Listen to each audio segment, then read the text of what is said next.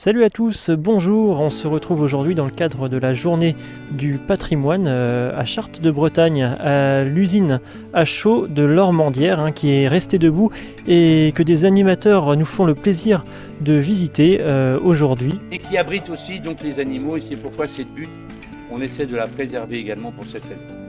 Protéger la nature et la culture, c'est le slogan de Jean-Pierre Primeau, cet homme que vous voyez là debout sur l'estrade, vice-président de l'association Mémoire du Pays Chartrain. C'est notre animateur bénévole en cette journée du patrimoine. Je vous laisse maintenant en sa compagnie, soyez prêts à être transportés au 19e siècle. La forge, j'y tiens parce que c'est un élément constitutif, incontournable de l'industrie au 19e. Ici, on réparait les wagonnets, on cerclait. Vous savez, il y avait la forge, il y avait la forge et le charronnage. Vous savez ce que c'est que le charronnage? Le charron. Le charron, c'était le garagiste du 19e. On refaisait les roues de charrette. Il fallait cercler tout ça, chauffer, etc. Alors, bonne nouvelle, donc cette forge a été sauvée. Et deuxième bonne nouvelle, nous avons récupéré pas mal de matériel, notamment il n'y a pas très longtemps, dans une vieille forge d'Ille-et-Vilaine. Là, elle est relativement petite, elle ne fait que 21 mètres. Sachez qu'à l'exposition universelle de 1889, il y en avait une qui faisait 98 mètres de hauteur et qui était tout aussi décorée. Donc voilà, c'était une époque où on faisait de très belles choses, où on prenait le temps de bien et de faire de belles choses. On était un tout petit peu moins pressé par l'économie. Donc, alors, il faut imaginer qu'entre la cheminée et l'intérieur, il y a un carnot, c'est-à-dire un tunnel fermé. Là, il n'est pas fermé. Je ne sais pas si on le refermera ou si on mettra quelque chose autour.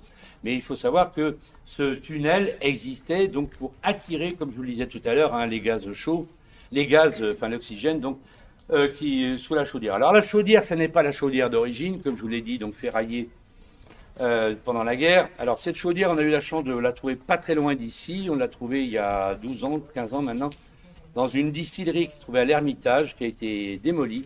Et nous, on louchait dessus depuis quelques années. Et donc on a réussi à l'extraire de la distillerie pendant la démolition, la ramener ici et en plusieurs étapes, finir par la réinstaller donc là où elle est. Alors la machine était dans un hangar de l'usine. Il fallait simplement enlever la toiture pour récupérer Alors, il fallait donc louer une grue. Et puis, une fois qu'elle était à terre, il fallait l'amener à Rennes. Il fallait louer un porte-char. On l'a loué, on l'a amené ici. Mais après, il fallait la rentrer dans ce volume également. On était obligé de ficher en l'air les ouvertures et elle est passée à l'horizontale au centimètre près. Ce qui me chagrine le plus, tu sais bien, c'est le fait que vis-à-vis de ces gens-là qui nous ont aidés à extraire, comme tu disais, la machine de Saint-Pierre-de-Maillé, à ouvrir la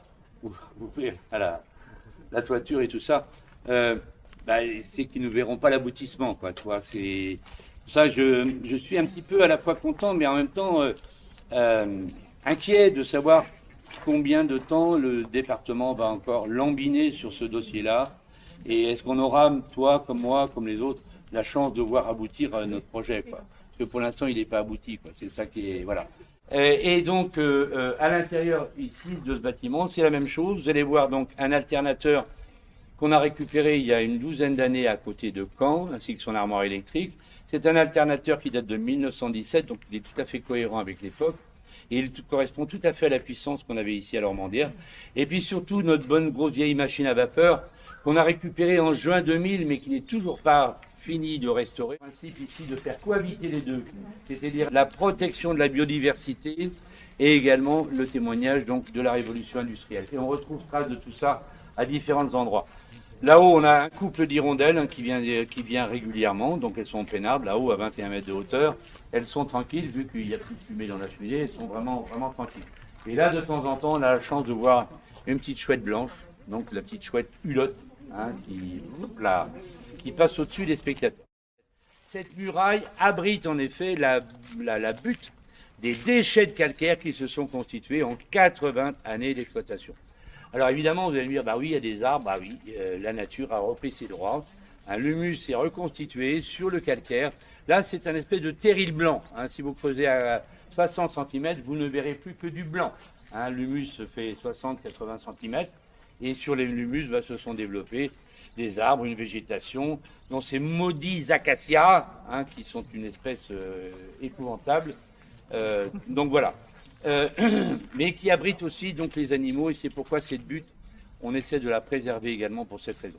Pour la petite histoire aussi, sachez que j'aperçois ici, moi, une petite cavité dans le mur qui a vu la naissance au mois de juin dernier de 3 petits faucons cresserelles. Voilà, un couple s'est installé fin mai ici. Alors quand les faucons cresserelles s'installent ici à l'Ormandière, les visites telles que nous la faisons sont impossibles. Hein. Ils sont prioritaires. C'est-à-dire que, vous voyez, on circulait très très au large pour ne pas déranger donc notre couple de faucons cresserelles, pour lui éviter la tentation de fuir, de ne pas venir couver les œufs. Et on a bien fait. Moi, j'ai reçu des élèves ici qui ont été très très silencieux. Hein, il n'y avait pas un bruit. Vous savez, on partait de là-bas, et là, je n'entendais pas un mot. Et les gars ici me demandaient, mais comment tu fais? Simplement, je leur ai dit que s'ils ouvraient la bouche, les faucons allaient mourir, tout simplement. C'est brutal, je sais, mais c'est efficace. Et donc, les 3 petits faucons sont nés. Enfin, il y en a 4 qui sont nés. Il y a de fortes chances qu'ils reviennent l'année prochaine. Quand une couvée a réussi, paraît-il que, voilà, ils ont mémorisé l'endroit. Voilà, donc l'Ormandière, c'est un peu tout ça. C'est beaucoup de choses, hein, entre les faucons. On manque peut-être aussi de main-d'œuvre. Maintenant, il faut le dire, hein, on n'a plus beaucoup de bénévoles pour faire ça. Et puis, la deuxième chose, c'est que lorsque les travaux de restauration ont été faits ici en 2017-2016, eh ben, ils ont enlevé l'électricité, mais ils nous l'ont pas remise. Voilà. Bon.